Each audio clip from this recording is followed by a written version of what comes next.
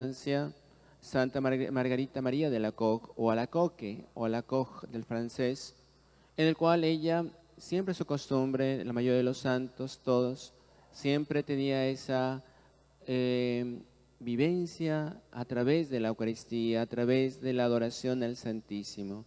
Todos los conventos, especialmente los conventos de claustro, siempre encontramos esa actitud de que los religiosos o religiosas van en ciertas horas del día o ciertas horas de la noche a adorar a Jesús, a hacerle compañía.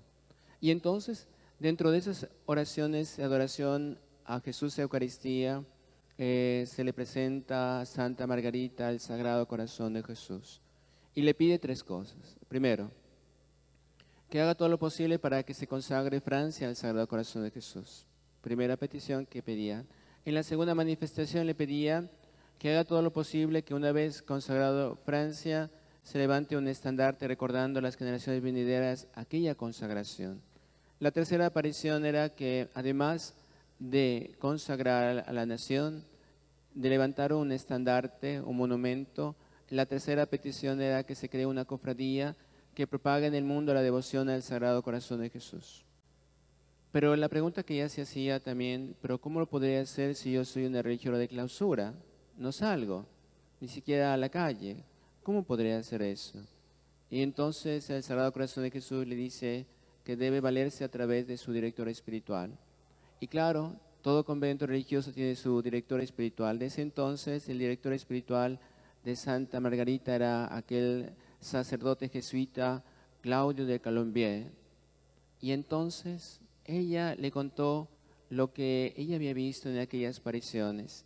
Y entonces una de sus órdenes que le pidió su director espiritual, Claudio de la Colombier, pidió que escriba, anote en un diario espiritual aquellas visiones. Pues él también hizo aquello que pedía el Sagrado Corazón, hizo lo posible para que Francia se consagrara. Dice que pasaron los años, envejecieron los dos, tanto aquella religiosa como el sacerdote murieron. Pasaron los años, aquello que pedía el Sagrado Corazón de Jesús se deshizo en el tiempo. Y después de unos años, como ella había escrito esa biografía pues andaba circulando por diferentes lugares, conventos, monasterios, iglesias, aquella biografía de aquella religiosa. Y curiosamente llega esta biografía a manos del sacerdote hoy venerable, el padre Julio María Matovelle, fundador de la Congregación de Misioneros Oblatos. Y entonces al leer se apropia de sus deseos que pedía a Dios a través de su Hijo. Y entonces, él siendo senador y parlamentario representando en las provincias de Azuay y Cañar, siendo sacerdote en ese tiempo, los sacerdotes podían participar dentro de la política. Muy bien, lo hicieron, excelente.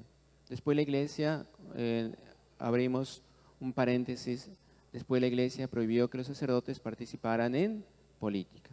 Y debemos obedecer a la madre iglesia.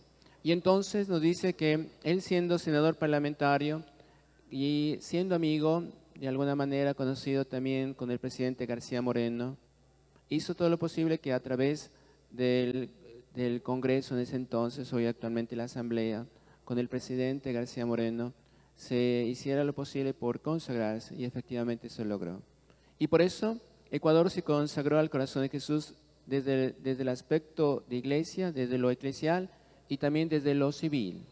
Se consagró a la nación. Primera petición realizada. Señor, te doy gracias, dice el padre Matovelle, he logrado consagrar este pueblo como tú querías.